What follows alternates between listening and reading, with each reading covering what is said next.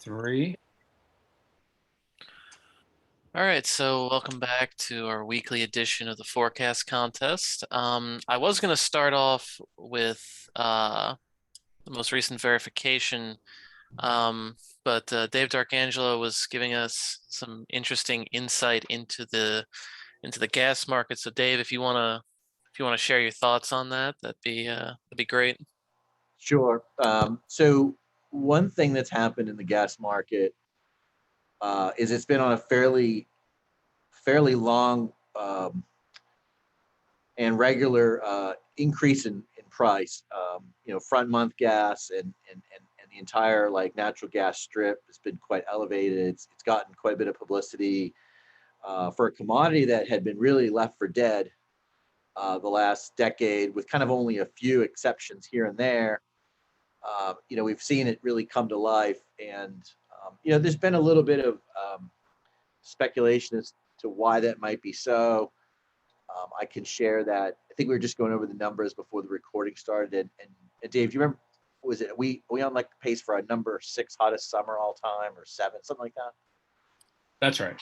Yeah. So we're in that top 10 range of a pretty hot summer. The demand for natural gas has remained quite strong. And it's been strong all the way into September. In fact, if anything, it's increased in the latter 2/3 of August, and particularly September, because of continued hot weather. And the other big thing that happened in natural gas was that we had Hurricane Ida go into Louisiana, and there isn't a lot of natural gas production in the Gulf of Mexico anymore compared to the rest of the country. And so for a long time, it's believed that even though you might shut off that production when hurricanes go over it, somewhat on a precautionary level, you would reduce demand so that on a adjusted basis, hurricanes have, for the better part of the last almost decade and a half, hurricanes have tended to become increasingly bearish events for natural gas, because despite losing some production, you take off a lot of demand because of rain and cooler temperatures across core demand areas of, say, Texas, the Southeast, or the East Coast. Ida was an exception to that, though. And so the natural gas production that came offline during Ida has been not just slow to come back, it's barely come back. So we're 2 weeks removed from Ida, really. And even though the daily numbers of how much production was lost in the Gulf is not that impressive, when you accumulate over several weeks, it starts to become a bit more impressive. So initially there were power outages in Louisiana. Over 1 million customers in Southeast Louisiana were without power, and with that, the loss of aggregate demand. However, much of that has come back, but production remains out. So, we're losing what we call molecules, or we're losing gas that we could be putting into storage that you might need to draw out in the winter when you have much higher demand, and that isn't available right now. So we've lost that. There's a few other things that have been happening. One is that the supply of liquefied natural gas, LNG, has continued rather unabated. LNG is largely shipped from only about 5 locations in the country, with the one big location being at Sabine Pass at the Texas-Louisiana border. Well, Ida came landfall more in eastern Louisiana, did not affect the shipment of LNG. And so demand for liquefied natural gas around the globe, particularly across Europe and Asia, has remained very strong this summer. And we continue to ship out LNG at a fairly aggressive clip. So, sorry about that. So the other thing too that has happened, which isn't so much of a domestic issue, but gas remains a global commodity, or increasingly a global commodity. And natural gas demand in places like Europe have remained very strong. So supplies of natural gas are low in Europe. They did not have adequate replenishment of their storage facilities in this summer. And there's fears that without Russian gas coming on this winter, if it doesn't come on aggressively, Europe will be in a bit of a tight spot. And so what ends up happening is Europe has to bid prices to attract liquefied natural gas. And that LNG is coming largely from the United States. And so, we obviously need natural gas here for not just home heating in the winter, but for electricity generation in the summer. And that has become increasingly in short supply. So there's kind of a multitude of factors which have gone into a very exciting natural gas market the last month or so. We tend to we'll put specific numbers to that, but in a macro view, that's kind of what's happened.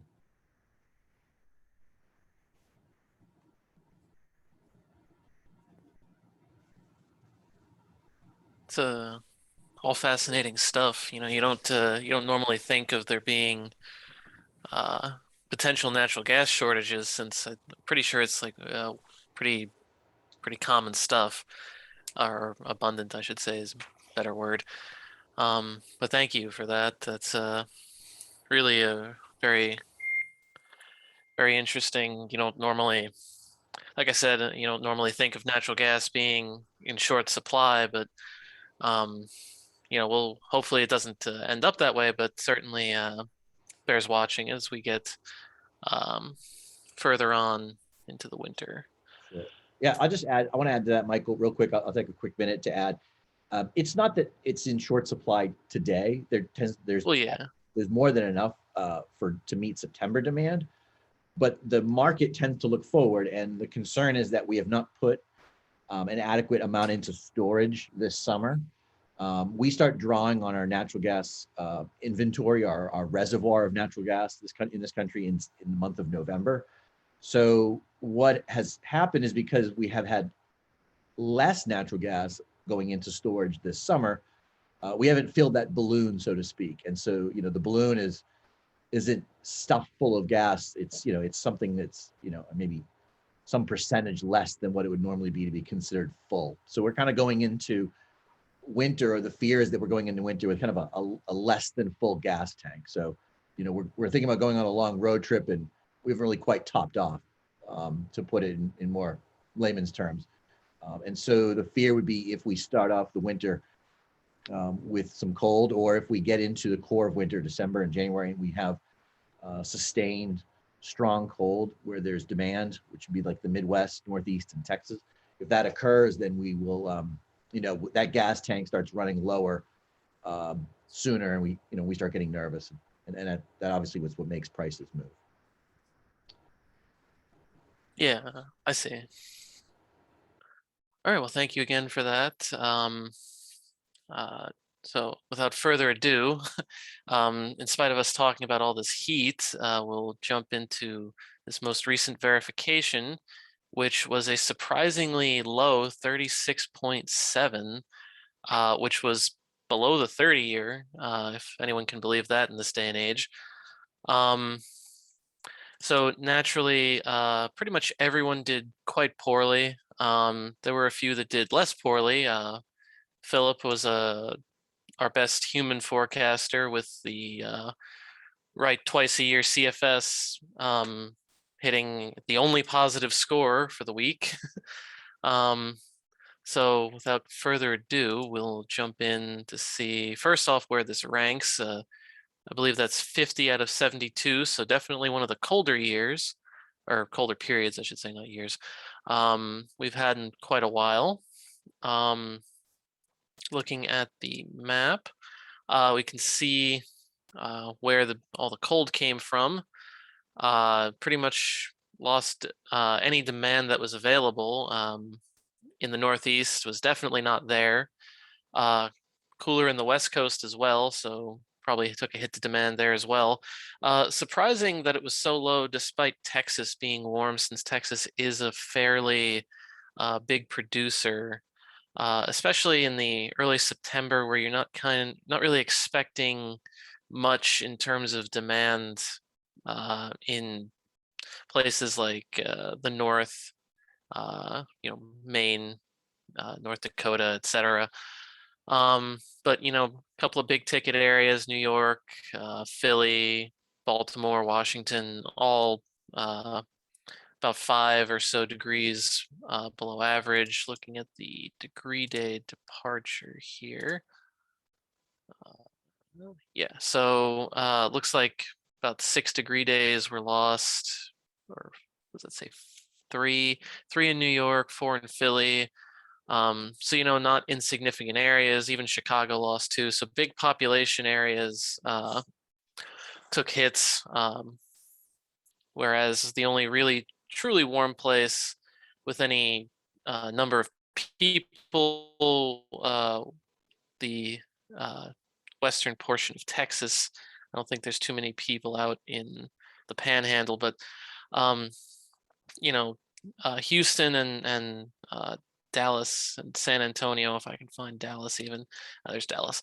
Um, wasn't enough to offset Chicago, New York, and Philly. And that doesn't even include the West Coast. Even looks like Sacramento was a bit below, and I think San Francisco is in this area. Yeah, here it is.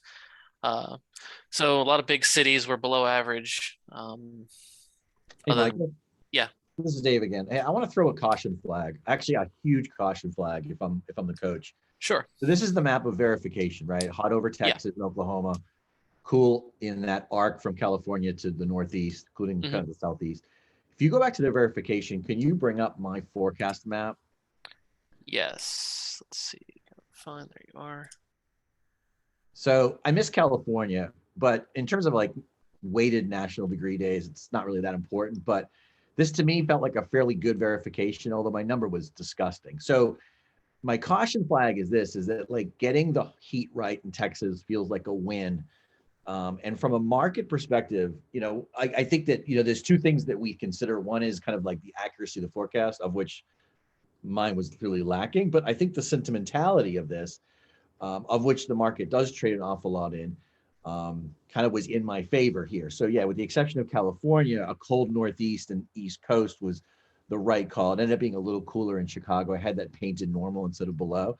But my challenge flag is that, my map isn't as disgusting as the actual number verification. So this is an interesting case, I think, of like feeling like I got penalized for kind of getting the overall pattern like at least decently right. Yeah. No, And I know you're others 100% right. others have shared that as well at times. So, but anyway, I just wanted to point that out because before I looked at the number this week for verification, I was like, I thought I did okay, and then I looked at my score and I was like, that's pathetic. So, anyway, I'm a little sour about it. Yeah, no, I mean, the CRPS is not a very forgiving system. My forecast wasn't too great either, but um, that's why we have the forecast map so that we can, you might have your number might have been off. I mean, yours was we're pretty close in terms of where we were. Um, neither of us were correct at 36.7. But that being said, that's why we have the forecast map so that, even though your number was off, you had the right idea with the pattern, and that's the whole idea of the map. Let's see, what was I thinking this week? Mine is not really that great, actually. I think this is quite the opposite of what I would call good, since that's actually quite opposite. So but that's why we have that, since Yeah, and you're right though. The score is unforgiving. The methodology. Particularly, in a kind of a choppy kind of regime like this, where there's strong areas of cold and strong areas of heat, and they're not that far apart in reality. Yeah. Hey, Michael. Yeah. Don't worry. This is not a live recording, so I can edit that out. Your forecast. No, I just kidding. If anyone's watching, Dave, you've been there though, right? You share my, that no, the angst over that, right? Absolutely. I was just gonna say, after you said that, I poked around a little bit at some of the other maps, including my own. You're 100% right here.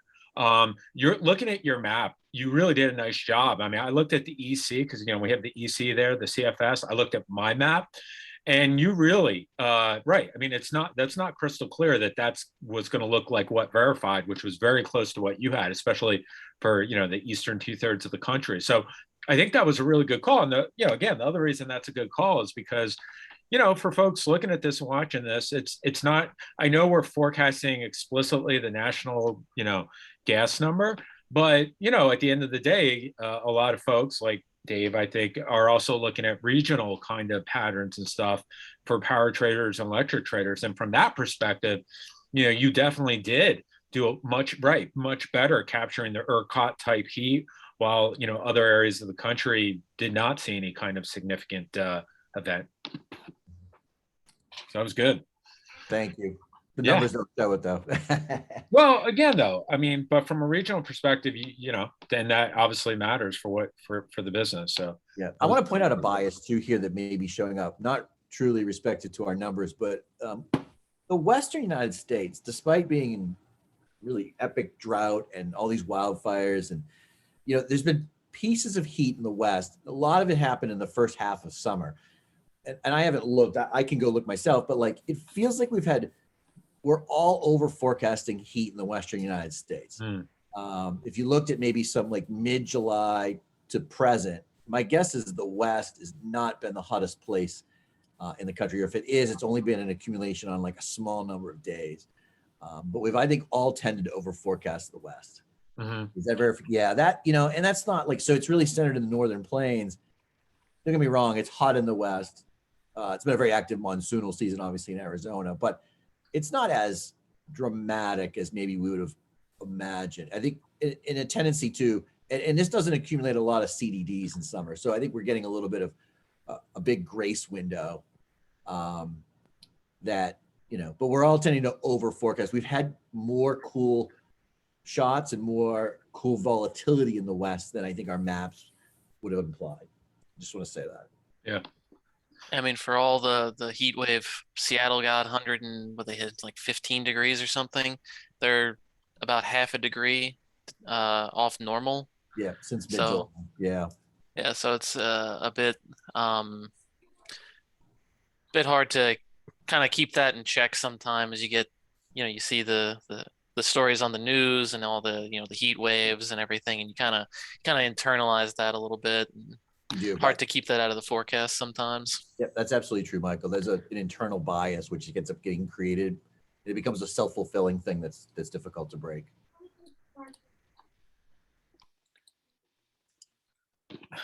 Hey, Michael. Yeah. I just wanted to add one thing while we're still bemoaning the past performance. I guess, another sort of characteristic of the summer we've talked about a lot is the variability and stuff, and trying to, predict it 2 to 3 weeks in advance, like what we're trying to do in this contest. The previous week, right? The verification, I forget where it ranked exactly, but it was way above the 10 and 30 year. Yeah, if you just go back 1 week and look at the verification, I was just doing this. It was like 64 CDDs or something like that, which again, I think it might have been, this week here. Yeah. And like blew away, it was 10 above the next closest forecast, which was the EC, right? And where's the 10 year? The 10 year is like 49. So, again, it feels like, trying to capture the up and down of the summer. I mean, and at least, it's just been challenging, Yeah, definitely. And, it doesn't help. We had that small taste of, or what seemed like a small taste of consistency. Was it a couple of weeks ago, where Dr. Lupo was doing quite well on a weekly basis, and he found a number that worked pretty well. And now we're back on the roller coaster, it seems. Right. When we had that period in August or July, right, where, we saw that downturn. After that, arguably, at least from some of us, surprisingly strong in terms of demand June, despite all the precipitation in Texas and whatnot. Yeah. And then the downturn in July, and then, it's been, like a roller coaster type thing. So this summer, and the proof is in the pudding. I mean, as we've talked about many times, if you pull up the summary table real quick, it's so, and by the way, I just looked, the period of August 25th to 29th was a record for that period. It was the hottest, it was the hottest August 25th, 29th period since 1950. But back to what I was just saying. Yeah, you're right. And then we had this week, which was below the 30 and 10 year. And then just looking at the I don't know. That's odd. It's not happy I've got so many tabs open.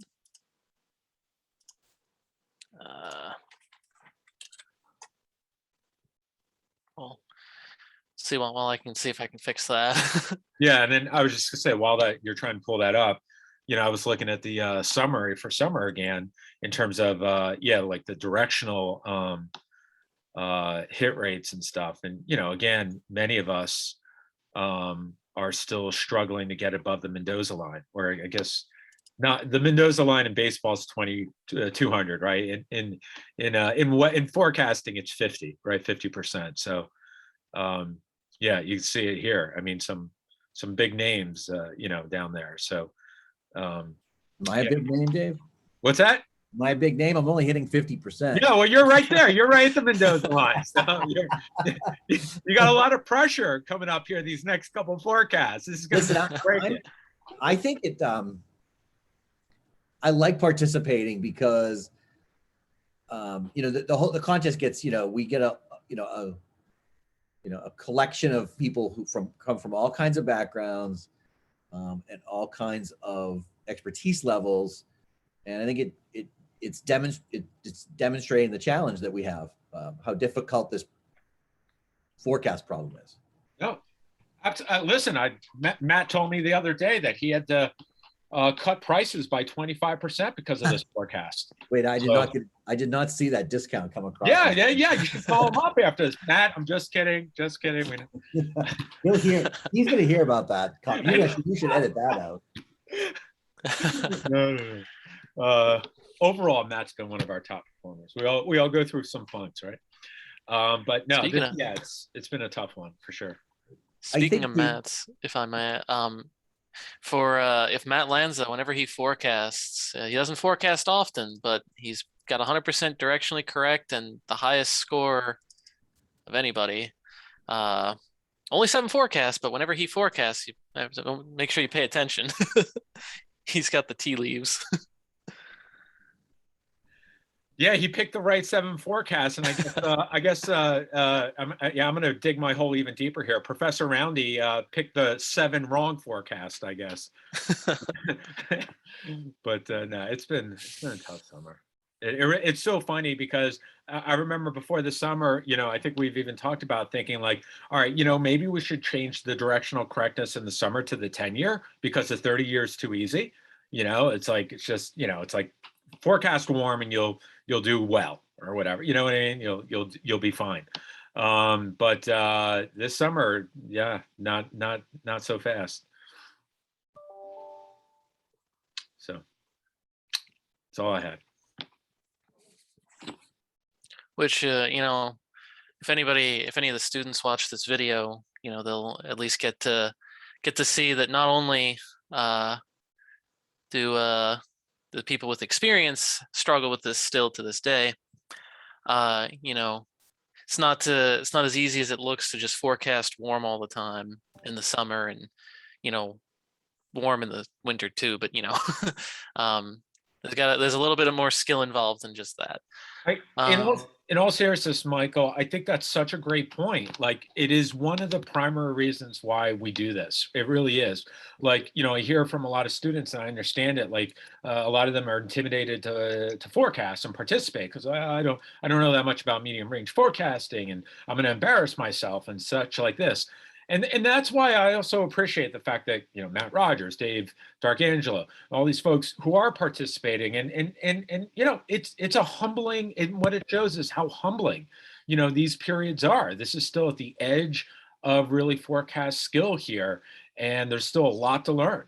And I think hopefully from like all of us participating, and it will encourage others, and ultimately hopefully we'll all learn and benefit from this, and eventually hopefully the medium range forecasting will be where kind of like we'll see that jump in skill, just like what we've seen with the days 3, 4, and 5 forecast from probably when like Dave and I were getting in 20, 25 years ago, and that was like at the edge of the forecast sort of envelope, and now there's pretty darn good skill of that. Hopefully 10, 20 years the medium range will be like that. I hope. Maybe sooner. Yeah, certainly hope that as well. Make a lot of these jobs a lot easier anyway. All right. Unless somebody has something they want to add about this relatively unfortunate CRPS verification week, I can move on to our current forecast, which was September 7th. Oh, Michael, Yes. I'll just want to mention one last thing on this. It does, I haven't looked exactly at this period, but I know it's expected to get pretty warm again for a lot of the eastern states. It may be just after I was going to say, I think the next forecast verification is going to be quite a bit warmer again. So we're going to continue on this roller coaster that we've seen. So the fun and games aren't over quite yet. Oh, the ride never. I don't know what's happening here. I don't know why this is being annoying today, but I don't think it's your fault. It's probably something on the server side. oh, well, seems to work now. But all right. So taking a look, got I believe that's a student, Eric Gallahan.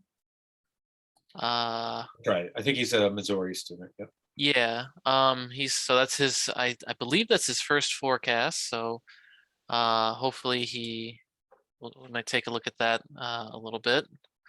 Let's see, just gonna see. We've got the CFS at its usual 17. I'm sure that'll end up well. Most forecasts seem to be in the 20s. Oh, Matt Lanza, 24 with a spread of 7. So if, as I just mentioned, I didn't actually know he forecasted this week, but seems like it worked out my note about him. That when he forecasts to to look out for that. So he's actually a little bit below the 30-year normal, which based on what you were just telling me is actually quite surprising. And I also that I was pretty sure it was going to be warm for this period as well. As my forecast is a little bit over the 10-year, which still counts as warm, but that's quite surprising. We'll have to take a look at that. So without further ado, since I'm already talking anyway, unless Dave, you wanted to, you unmuted. I don't know if you wanted to make a comment or not. No, go ahead. Go ahead. Okay, I just wanted to make sure you weren't waiting for me to finish talking to say something. So without further ado, no changes from my forecast methodology, still teleconnections. This will probably be moving up a little bit higher in the next few months as we get closer to winter and the not the CDD, the HDD season, where teleconnections are a little bit more influential on American weather patterns. But for now, still no changes. Still started off with my 10-year and Euro blend, got 28.34 from that. Increased my value by about half of a CDD based on the CPC forecast and made no changes based on the teleconnections. So I'll take a look at the CPC. A lot of warmth, which you would think would mean, I'd increase it by a little bit more than what I did. But pretty much I'm, looking at the verification periods, late September 22 to 26. I'm willing to bet that a lot of these places in, first of all, not many people live in, Idaho to the Dakotas or Minnesota for that matter.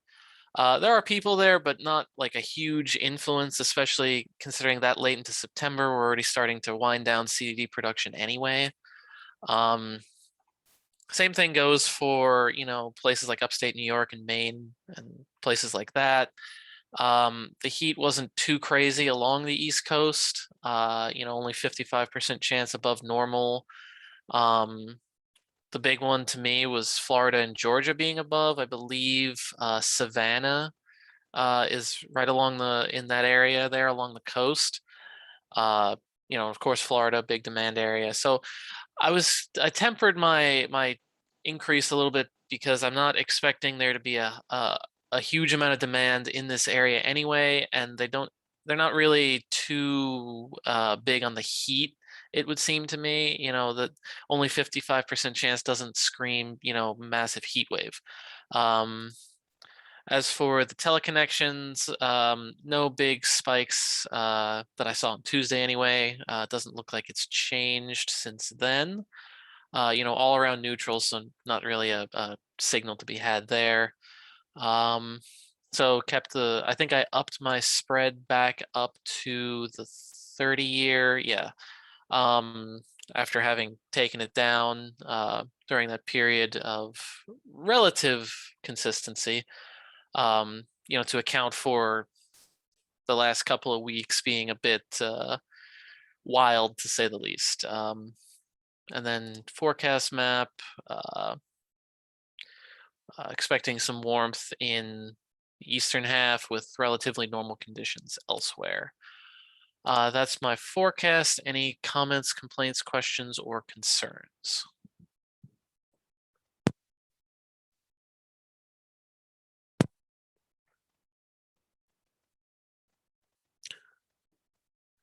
Okay, if you guys think of any questions, I'll be here. um, so before I ask anybody else to Actually, Michael. Yeah.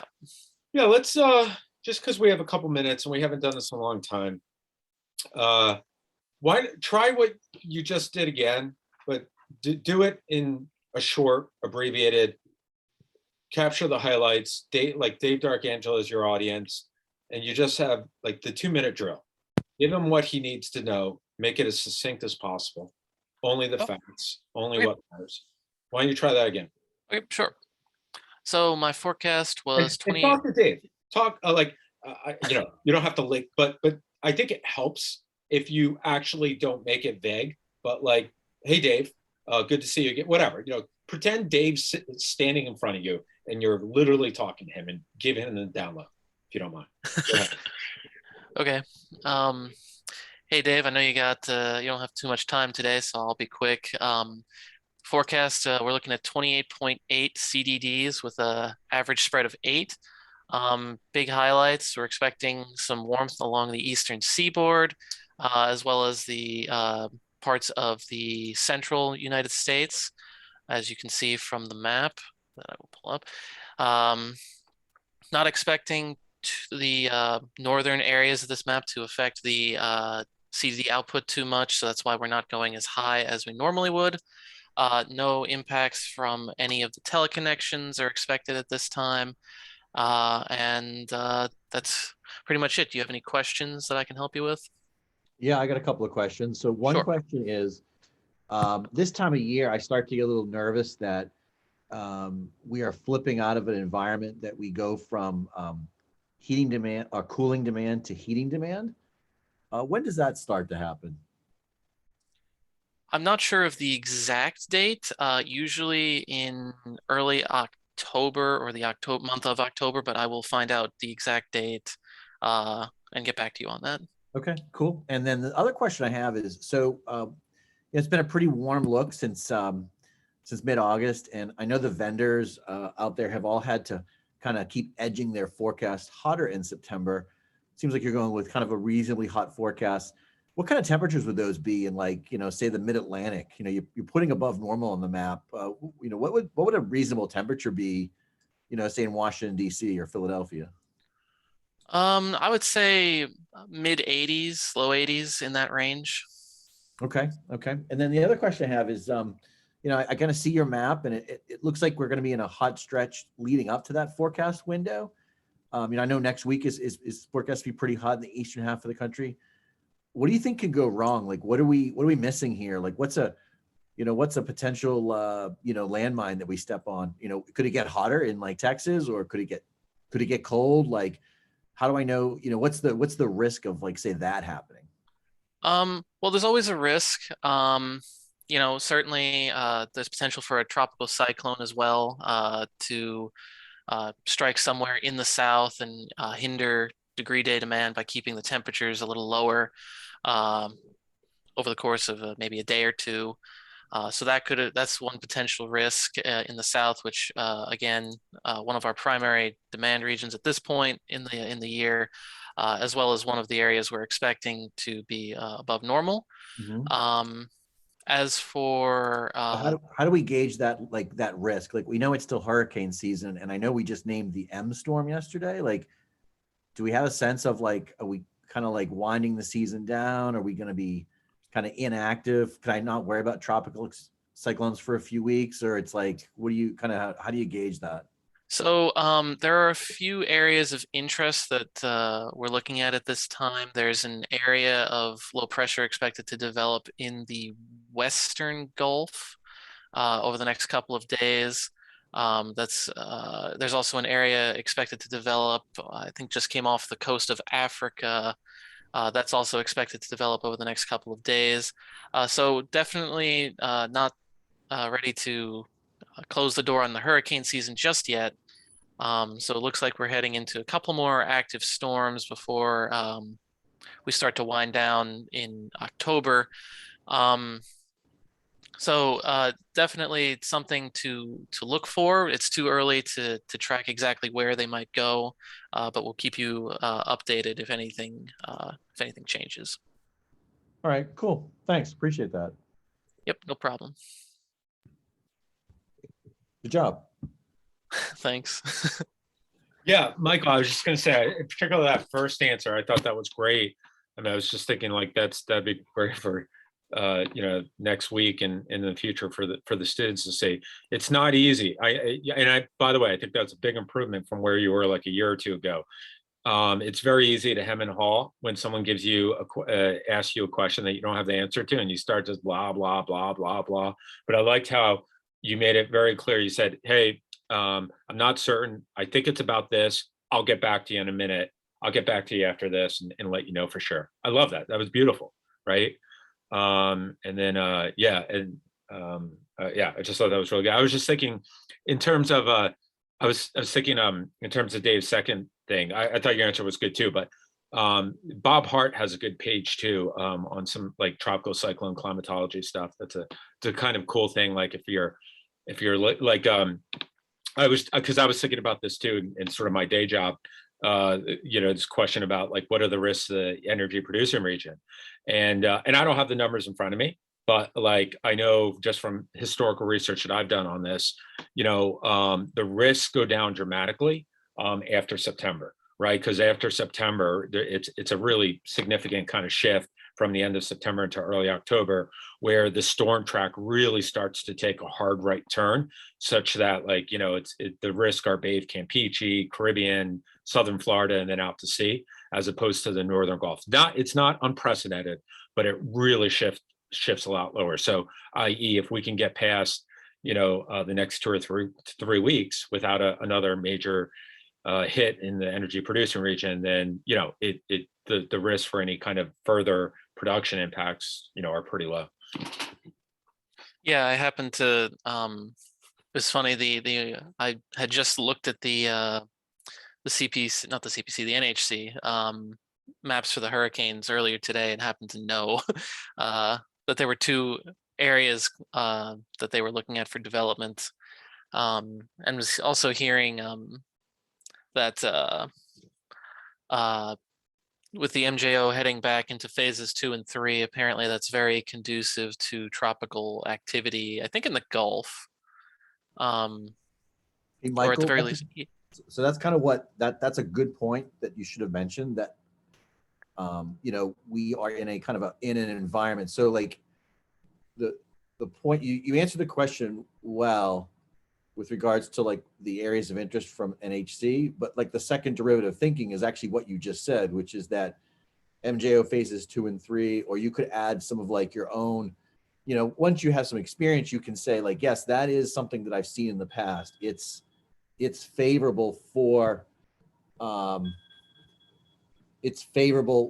Western Atlantic or Gulf storms, and identifying that is kind of like, that's the next level of thinking that is valuable, because like you'll get some folks that'll be, well, I can read the NHC page, what do you think, right? And so that's the additive on that.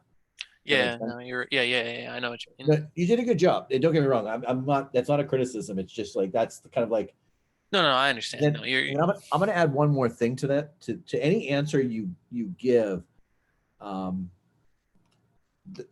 using the phrase, I don't know, so I don't want to really give you an answer that you're going to like cling on to. It's fair to say, I don't know. I'm going to go look at that, or I'll go dig into that, or I'll go look at some data. We're putting you on the spot, and this is true for anyone that would be kind of in your shoes, sharing that, hey, that's a great question. I'm going to write that down. I'm going to get back to you as soon as I can on that. But you did a good job. That's an aside right there. The I don't know part. Actually, on that question, when is the official start date for the heating degree season, if there is one? So nationally, it's around like October 10th, call it. But here's the thing. It's really a sliding scale, right? Like in Boston, it's going to start. In Boston, Minneapolis, it starts before October 1st.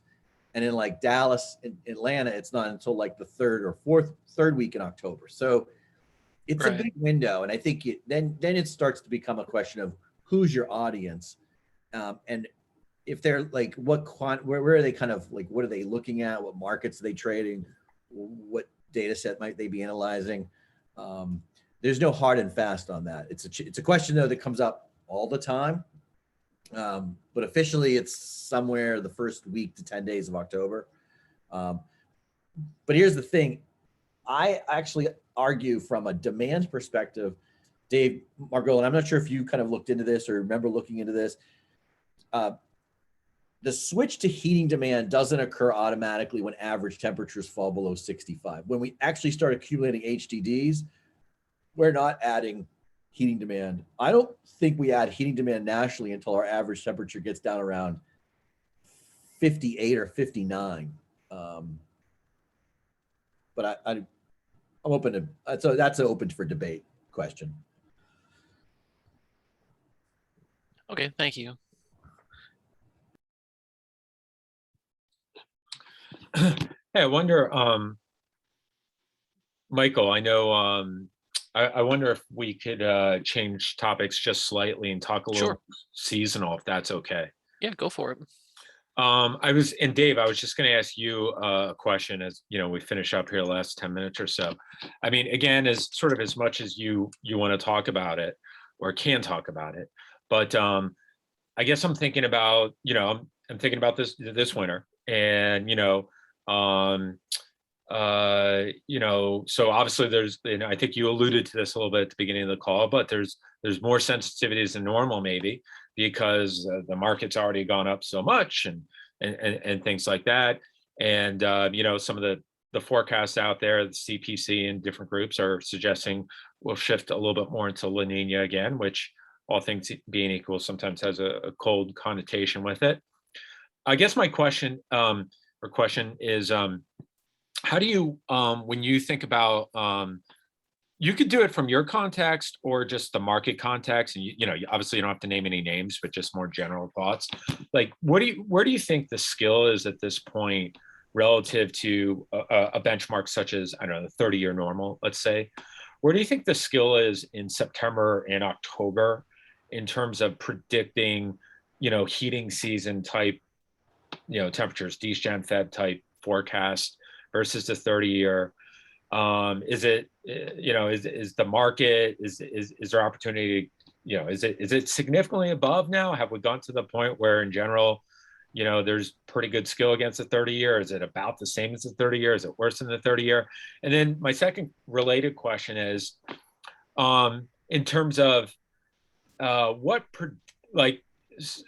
predictors, really explain the most variance in your opinion? So, and the predictors that come to mind are like, and so, and even like versus like climate change. I don't know if that's fair to say that that's a predictor, but in terms of explaining variance, like, can you find these predictors such as ENSO or snow cover or SSTs or solar sunspot cycles that can be so strong in a certain sort of cycle that they can trump, a climate change signal or something like that? Or is it that we're at a point that, the climate change signal is so strong that these other signals are sort of just secondary? And, taking me back to sort of my first question, which is the best you can do is maybe like on average, the best you can do anyway, is a 30-year normal, or maybe a better way to put it is like a 30-year trend, or something that tries to capture the climate change signal. So I know there's a lot there, but I'll turn it over to you. That was for me, Dave, right? Yeah, that was okay, good. It's funny. I took a quick phone call at the beginning of that, so I didn't quite catch that was for me, but it sounded like I was being teed up there. So from a directionally correct standpoint, what our data has suggested is that the better vendors have they're better than 50% on directional skill over the last say decade or so versus maybe not the 30. I think we're looking at like the 20 year.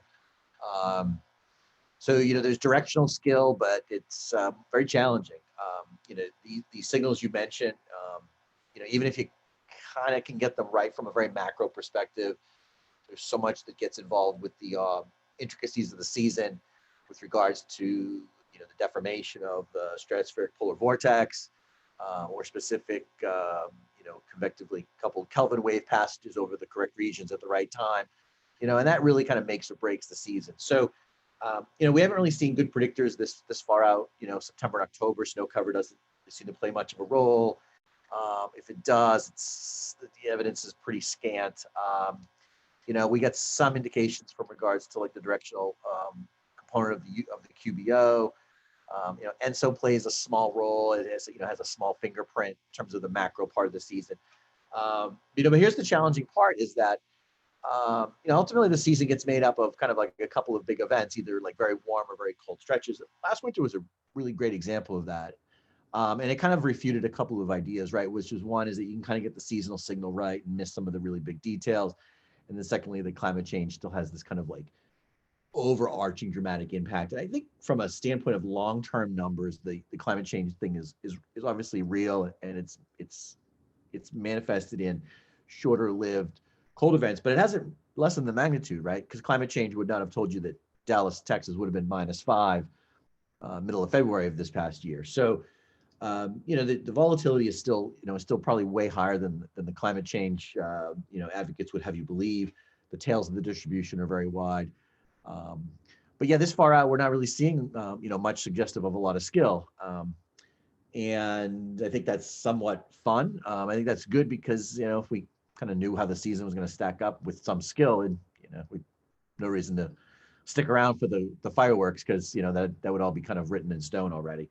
The seasonal models have to varying degrees at times been more correct than others, but one thing that I think is notable is that there's not a lot of consistency with regards to the climate signals, the climate models predicting like 4 or 5 months in the future.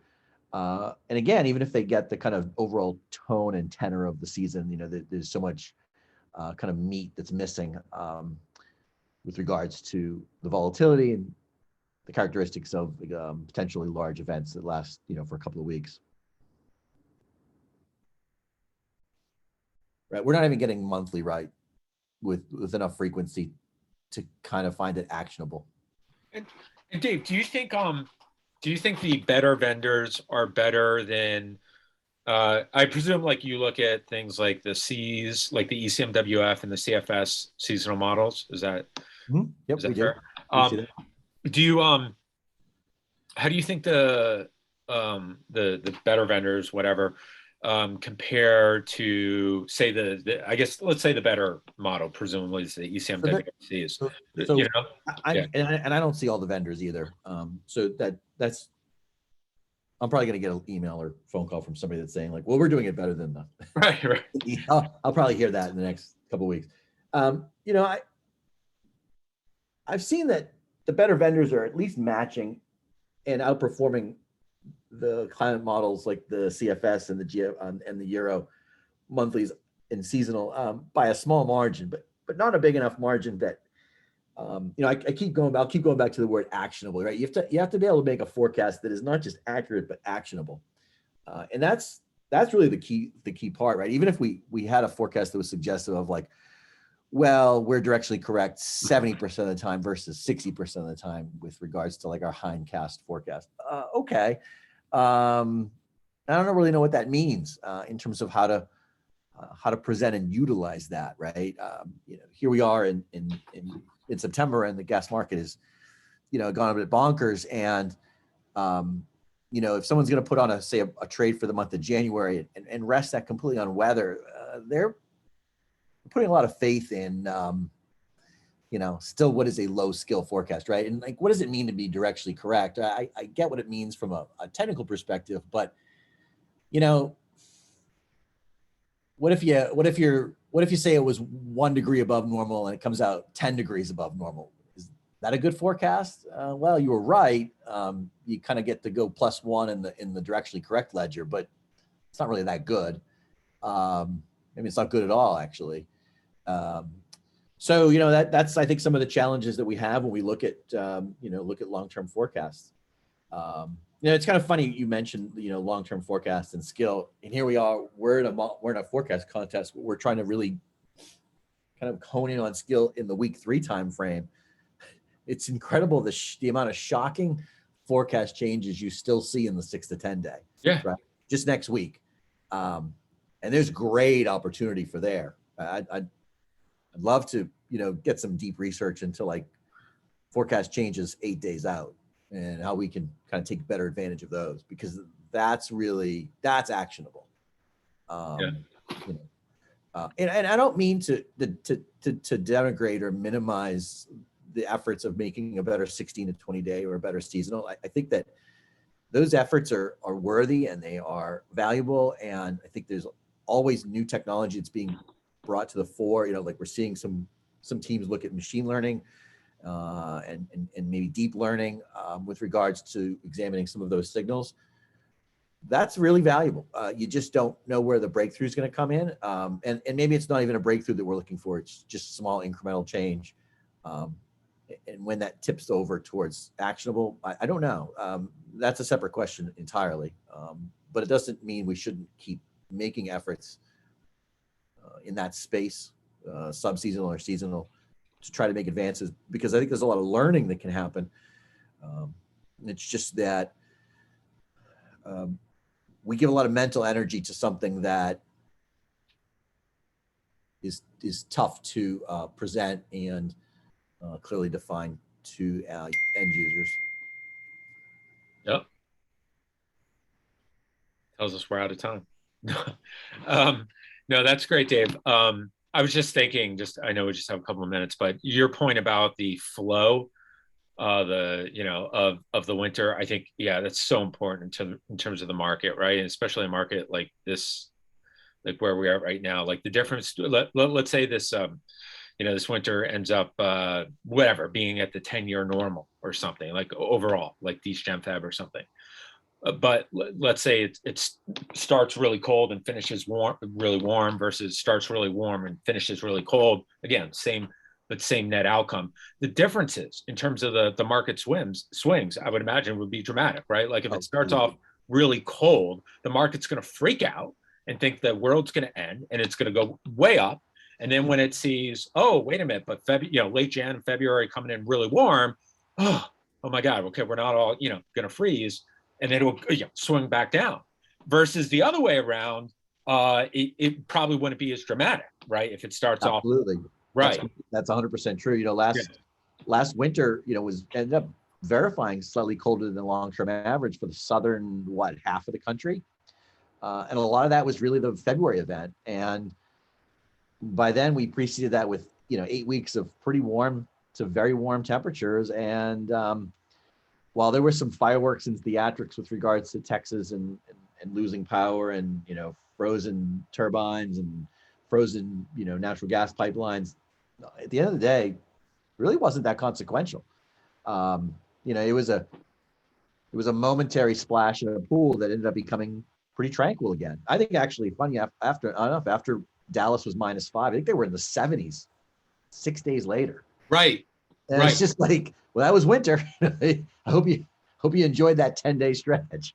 Right. I actually remember having a forecast discussion about that, and I won't name who, but one of the vendors and I were like, yeah, we're going to fade this cold. The models are trying to warm it up, but they usually they're too aggressive, and the AO is negative and all this stuff. And sure enough, we were 100% wrong. And boom, temperature 70 degrees in a week, and it was amazing. Yeah. I have and I'm going to get some folks that would probably argue this vehemently with me, but I think that our job sometimes as meteorologists in this space is less to forecast what's going to happen and then like, you know, do a sack dance on like how you got it right. It's more about identifying kind of all the other things that could go wrong with a forecast and Right. try to help keep people out of trouble. Right. Right. That it's a different way of looking at the world. Again, I think I'd probably have I get 10 people in a room and 9 of them would probably disagree with me, but that's okay. It's just that, you know, we're forecasting in a space, subseasonal and seasonal, that's really difficult. And if you get it right, you're going to still find that you kind of miss some key components. Again, nothing would have told you climatologically, you know, incorporating warming, you should have been that cold in Texas this past February. All right. Well, I think that's probably Michael. I'll hand it back over to you to kind of take us to the finish line. Yeah, I don't have anything else to add other than thanks for Dave, thanks for sharing all those insights. Great discussion as always. And thanks everyone for coming. Thanks, Michael. I appreciate it. And good answers. And you know, I think this is a good lead into like a fall season that there's a lot to talk about. Yep. Yeah, and hopefully the students next week, hopefully they get as much out of it as I have over the years. So yeah, should be interesting. All right, guys. Well, have a good weekend. Good. Thank you. Thanks, everyone. you too. Bye. Bye.